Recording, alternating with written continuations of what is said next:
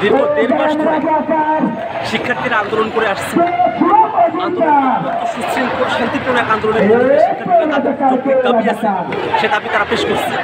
দুর্ভাগ্যের বিষয় হলো গতকাল একটা বাইনারি টানা হলো, রাজাকারের ছেলেমেয়ে জাতিপতি, মুক্তিযোদ্ধার নাতিপতি। এই যে বাইনারিটা করা হলো, এই বাইনারির ভিতর দিয়ে যারা অমুক্তিযোদ্ধা আছেন, বাংলাদেশে যারা সার্টিফিকেটধারী মুক্তিযোদ্ধা নন, এর বাইরের যত মানুষজন আছে তাদের সকলকে প্রকারান্তরে রাজাকার বলা হয়েছে।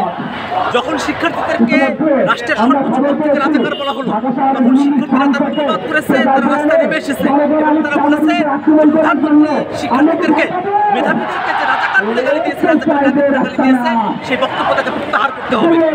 আমরা একটা জিনিস ভালো করেই জানি যে এই যে আন্দোলনের শুরু থেকে শিক্ষার্থীরা সরকারের কাছে দাবি জানিয়ে আসছে যে 18 যে পরিপত্র, সেখানেও শিক্ষার্থীদের যে দাবি ছিল সেটা কিন্তু প্রতিফলিত হয় নাই। শুধুমাত্র প্রথম এবং দ্বিতীয় শ্রেণীর চাকরিতেই সেটা ছিল, কিন্তু শিক্ষার্থীদের দাবি কিন্তু প্রথম, দ্বিতীয়, তৃতীয়, চতুর্থ 4 শ্রেণীর চাকরিতেই কিন্তু শিক্ষার্থীরা এই দাবিটা জানিয়ে আসছে।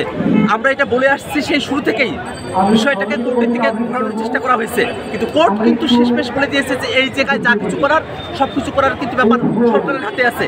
যখন সরকারের হাতে এসে কোর্টের কাছ থেকে আবার বিষয়টিকে পৌঁছে গেছে, সরকার আন্দোলনকে ভিন্ন পথে প্রবাহিত করার জন্য, আন্দোলনের লেজিটিমেসি নষ্ট করার জন্য সরকারের উপর থেকে এইভাবে শিক্ষার্থীদেরকে ট্যাগায়িত করা হয়েছে।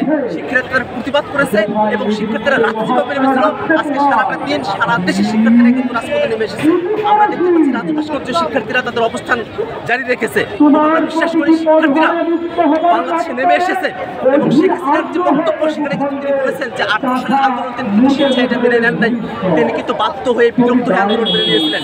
শিক্ষার্থীরা জানে কিভাবে বাধ্য করে আন্দোলনকে সফলতার দ্বার প্রান্তে নিয়ে যেতে হয়। শিক্ষার্থীরা সে পরিমাণ প্রস্তুত এবং আমরা বিশ্বাস করি শিক্ষার্থীরা। আক্তার ভাই, আপনার কাছে একটা বিষয় জানতে চাই, আপনার কি মনে হয় যে সাংবাদিকের প্ররোচনায় তিনি রাজাকার শব্দটি বলেছেন বা অভিভাবক বলেছেন, নাকি তিনি ইচ্ছা করে বলেছেন বা ভুলে বলেছেন? কি মনে হয় আপনার কাছে?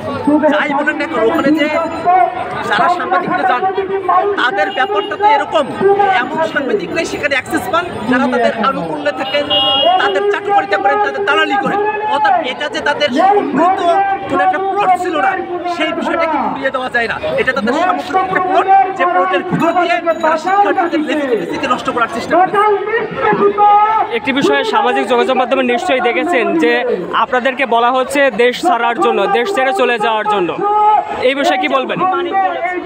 এবং সামাজিক যোগাযোগ মাধ্যমে সবাই বলতেছে, যারা আপনারা বলেছেন আমরা রাজাকার, এটা তো প্রতিবাদ স্বরূপ বলেছেন, কিন্তু এই জন্য ছাত্রলীগের পক্ষ থেকে বা অন্যান্য অনেকে বলতেছে যে আপনারা দেশ ছেড়ে চলে যান। এই বিষয়ে কি বলবেন? বাস্তবতা হলো বাংলাদেশ যে একটা রিপাবলিক, এটা যে একটা গণপ্রজাতন্ত্রী, এই বিষয়টাই তো যারা ক্ষমতায় আছেন তারা এটা স্বীকার করেন না।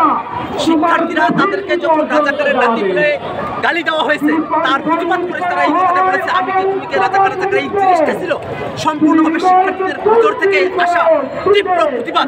এই বিষয়টাকে তারা বুঝতে পারে না। একই সাথে তারা তো আন্দোলনের শুরু থেকেই যারা আন্দোলন করতেছে, সেই আন্দোলনটাকে নষ্ট করার তারা পায়তারা করতেছে। যারা বলছে আন্দোলনকারীদেরকে দেশ ছেড়ে চলে যেতে, তারাই দেশ থেকে চলে যাওয়ার রাস্তা খুঁজে পাবে না, তারা পালানোর রাস্তা খুঁজে পাবে না। শিক্ষার্থীরা সামনে ভবিষ্যৎ, শিক্ষার্থীরা রাজপথে এটা ফয়সলা করবে যে এই দেশে থাকবে, কে থাকবে না, সেই ফয়সলা শিক্ষার্থীরা রাজপথে।